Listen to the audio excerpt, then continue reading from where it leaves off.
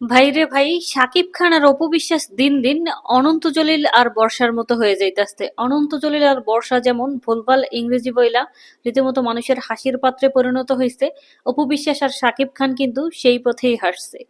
শাকিব খান এবং অপু বিশ্বাসের যদি ইংরেজি বলতেই মন চায়, ভালো করে ইংরেজি শিখুক, ইংরেজিটাকে রপ্ত করুক, তারপরে বলুক। কারণ শাকিব খান এবং অপু বিশ্বাস দুইজনেরই তো টাকা আছে, চাইলেই কিন্তু টাকা পয়সা খরচ করে ইংরেজি ভালোভাবে শিখে সেটাকে রপ্ত করে মানুষের সামনে যদি ওনাদের ইংরেজিতে কথা বলতে মন চায়, সেক্ষেত্রে তারা ইংরেজির সেই পাণ্ডিত্য দেখাতেই পারে। কিন্তু এই যে ভুলভাল ইংরেজি বলে লোক হাসানো, নিজেরা নিজেদের অযোগ্য প্রমাণ করা, এটা তো ঠিক না।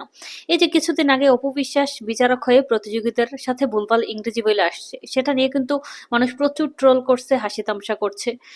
এই যে ওনারা সেলিব্রিটি, ওনাদের নিয়ে যদি মানুষ এইভাবে হাসি তামসা করে, এটা কি যায়? আর শাকিব খান, সুপারস্টার শাকিব খানের হিসাব তো আলাদা।